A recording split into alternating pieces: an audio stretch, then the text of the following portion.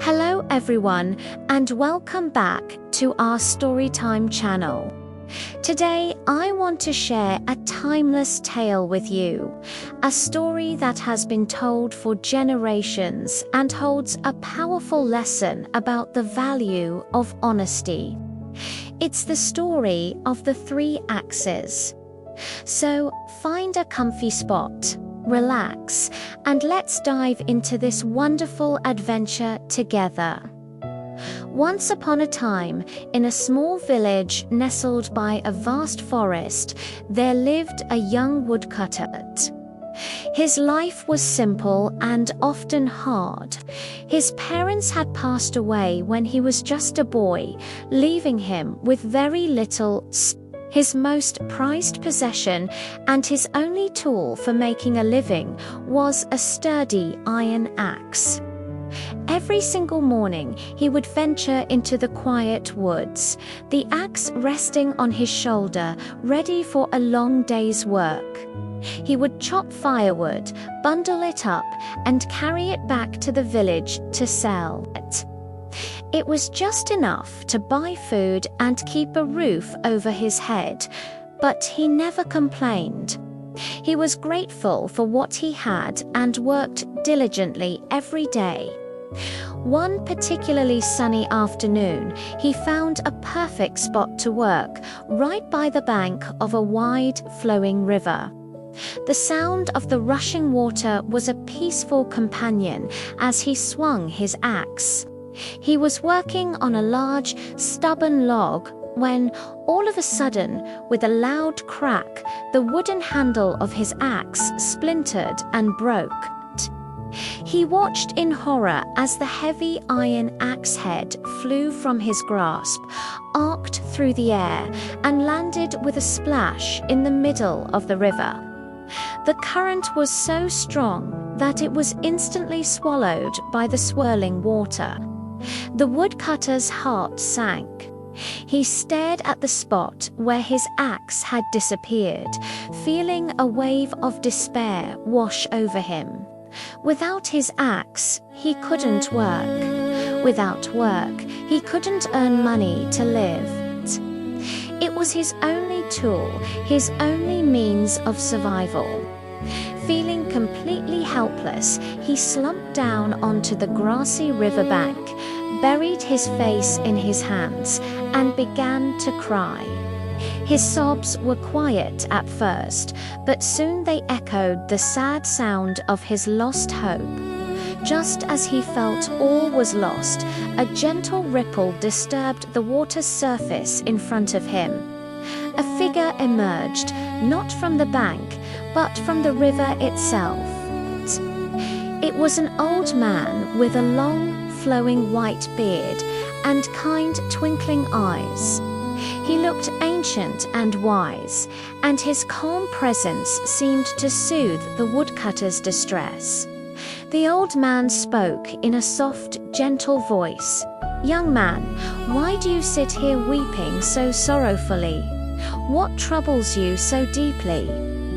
The woodcutter, startled but also comforted by the old man's kindness, wiped his tears and explained his predicament. He told the old man about his iron axe, how it was his only tool, and how it had just fallen into the deep, fast-moving river. He explained that without it, he was lost. The old man listened patiently, nodding his head with understanding. When the woodcutter finished his story, the old man smiled warmly and said, "Do not worry, my boy. I live in this river. Let me see if I can find your axe for you."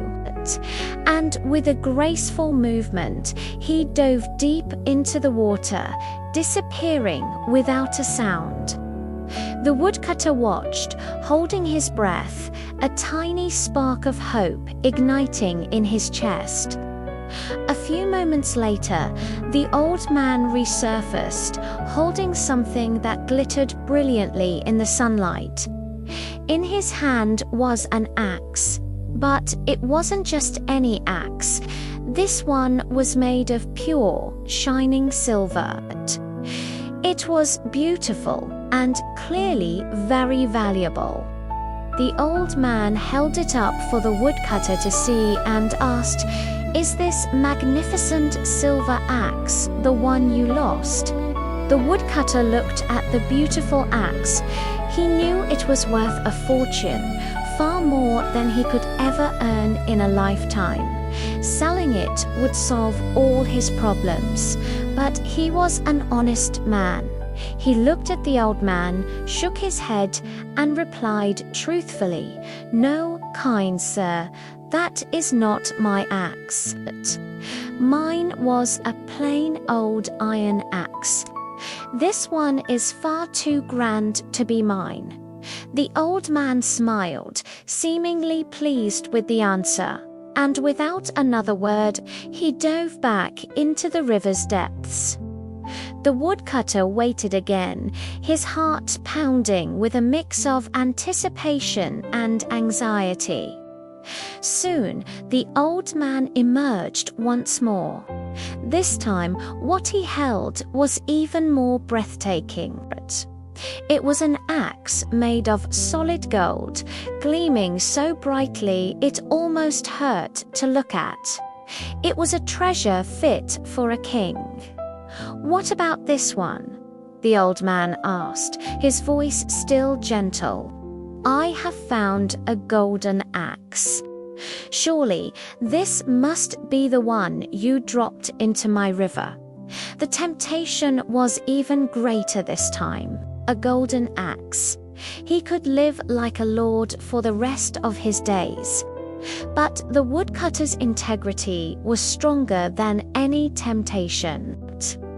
He looked at the incredible treasure, then back at the old man, and again he shook his head firmly. "No, sir," he said with conviction.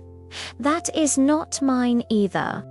My axe was simple, made only of iron. I cannot claim something that doesn't belong to me." The old man's smile grew wider, his eyes shining with admiration for the young man's unwavering honesty. For a third and final time, he plunged into the cool water. But when he came up this time, he was holding a familiar, worn-out tool. It was dark, a little rusty, and had a broken handle shaft. It was the woodcutter's lost iron axe. "Is this it?" the old man asked, holding out the humble tool. The woodcutter's face lit up with pure joy and relief. Yes, that's it. That's my axe," he exclaimed, reaching for it eagerly. He was so happy to have his simple tool back, the key to his livelihood. As he took his axe, the old man held up his other hands, which still held the silver and the golden axes. He said, "Young man, I have been watching you. You are a truly honest person. You were not tempted by silver or by gold, even when you were in desperate need. To reward your wonderful character and your truthfulness, I want you to have all three." He placed the golden axe and the silver axe into the woodcutter's astonished hands. The woodcutter couldn't believe it, but he stammered his thanks, overwhelmed by the old man's generosity. As he looked up to thank him one more time, the old man began to shimmer and fade, disappearing into a soft, glowing light before vanishing completely. At that moment, the woodcutter realized he hadn't just met an old man. He had been helped by a kind and powerful river spirit, a deity who had come to test his heart. With the three axes in his possession, the woodcutter returned to his village. that he was no longer poor, but more importantly, he knew that his greatest treasure wasn't the gold or silver, but the honesty that had earned him this incredible reward. He lived the rest of his days comfortably, but he never forgot the lesson he learned by the river, that integrity is worth more than all the riches in the world. And that's the story of the 3 axes. It's as a beautiful reminder that being honest and true to yourself is a virtue that never goes unnoticed. I hope you enjoyed it. What did you think of the woodcutter's choice? Let me know in the comments below. Thank you so much for listening. If you liked this story, please give this video a thumbs up and don't forget to subscribe to our channel for more wonderful tales. We'll see you in the next story. Bye for now.